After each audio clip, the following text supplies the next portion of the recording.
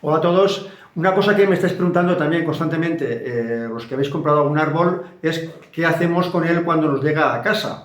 Bueno, va a llegar un paquete parecido a este, ¿vale? Depende del tamaño del árbol. Bueno, y el árbol, para que lo veáis aquí, os va a llegar así. Os va a llegar aquí con un relleno. Si va un árbol solo, siempre lleva un relleno para que no se haga daño. Bueno, aquí tenemos el árbol, ¿vale? Y vamos a ver, lo que hacemos es quitar la bolsa. Vamos a ver. Aquí tenemos lo que es el bonsai. Venga, una pregunta que me estáis haciendo constantemente: ¿cuánto tiempo puede estar aquí? Vamos a ver, los que mandamos a Europa tardan más de una semana y llegan perfectamente, no hay ningún problema. Algunos me decís, no, es que entre semana no tengo tiempo, lo puedo guardar al fin de semana sin ningún problema. Lo que sí que os recomiendo es que esto dentro lleva una bayeta, que comprobéis que esté húmeda. Si no está muy húmeda, la volvéis a mojar y perfectamente lo podéis guardar una semana sin ningún problema, hasta el siguiente fin de semana o incluso más, no hay ningún problema.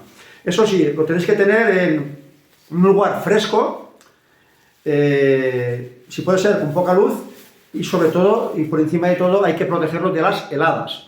Por eso normalmente los viernes, a no ser que vosotros nos lo pidáis, los viernes no enviamos. ¿Por qué? Porque recordad que en España toda la paquetería pasa por Madrid y es muy fácil que un fin de semana se pase en un almacén de estos que son muy fríos y tengamos problemas con el frío. Por lo tanto, los viernes normalmente no enviamos. Todo lo que llega, los pedidos de viernes, sábado y domingo los mandamos siempre el lunes. Bueno, pues va a llegar esto. Si notáis que no está muy húmeda, pues la humedecéis, la quitáis, o pues la vais a quitar porque vais a querer mirar el Nebari, por supuesto, y la volvéis a mojar y se la volvéis a poner con la misma bolsita y sin ningún problema. Un lugar fresco, si puede ser, bueno, la luz es lo de menos, ¿no? Ahora no van a brotar, pero por supuesto no puede estar dentro de casa con calefacción. Otro tema que es cómo lo vamos a plantar. Vamos a ver, ya lo tenemos destapado, el arbolito. Primero que nada, el sustrato. Me estáis preguntando muchísimo por el tema del sustrato. Claro, depende de la especie. Esto es un burger, pero tenemos varias especies. Normalmente una mezcla estándar que yo utilizo bastante es mitad pómice, mitad acadama de la dura, no de la que venden ahora, sino de la dura. Porque esta se deshace, la que de toda la vida dura un año, incluso menos.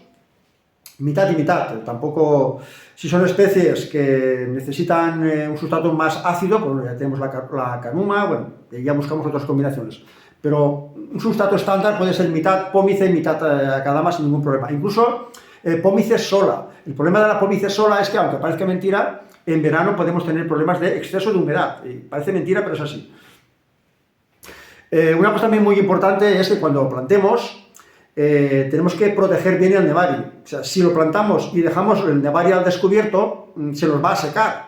Pensad que todas las raíces de este árbol las tiene aquí arriba, no tiene raíces abajo. Por lo tanto, el Nebari tenemos que poner como mínimo 2 dedos de sustrato por encima, e incluso mejor sería poner musgo. No hace falta que sea el japonés, el musgo normal, de este verde que tenemos por aquí, sin ningún problema. Incluso hay quien le pone una bolsa de film. Bueno, lo importante es que nunca le falte la humedad. Pensar que este árbol, toda la raíz está aquí. Si esto lo ponemos encima del sustrato, prácticamente al descubierto las raíces, se nos va a secar enseguida. ¿Dónde lo plantamos? Esto depende mucho de lo que queráis hacer. Si el árbol lo queréis hacer crecer, hacer engordar más, yo os recomiendo siempre los cajones de cultivo. Recordad que yo nunca cultivo en el suelo, por eso se consigue esta calidad. Lo podéis plantar en el suelo, el que lo quiera, digamos, una cosa más cómoda, o en cajones grandes de cultivo.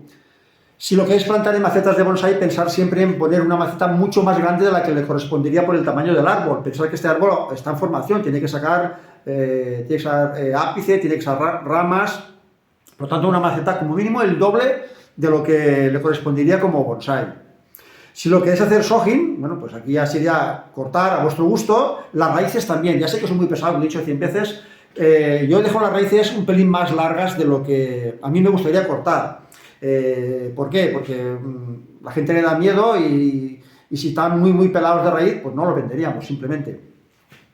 También si queréis un Nebari más abierto, podéis dejarlas casi así como os llegan, ¿vale? Pero si queréis un Nebari más cerrado, de estos que me veis a mí muchas veces en los vídeos, hay que cortar las raíces más cortas.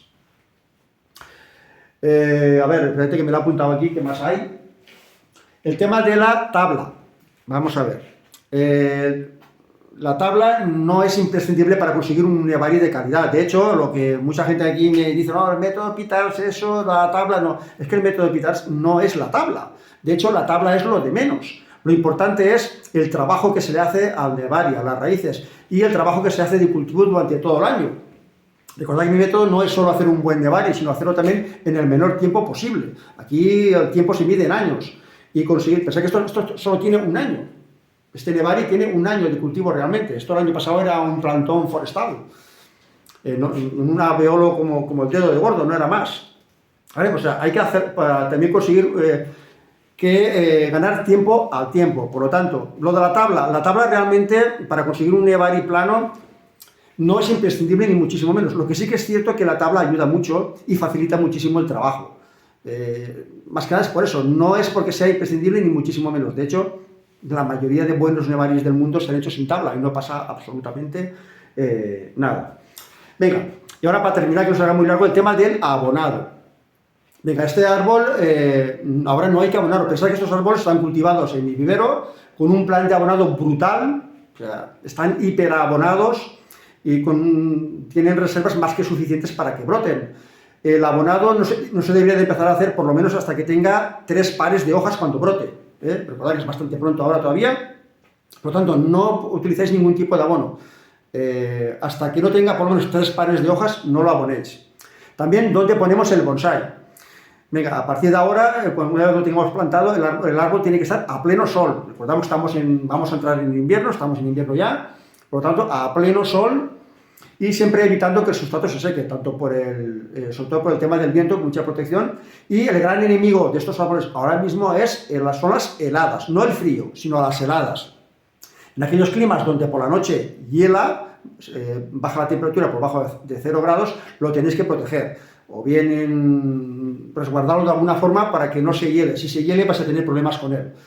Por lo demás, ya te digo, es unos plantones con muchísimas posibilidades, cada uno lo que quiera hacer con ellos, pero con unos cuidados mínimos podéis conseguir un bonsai de calidad. Bueno, pues si habéis llegado hasta aquí, muchísimas gracias y hasta el próximo vídeo.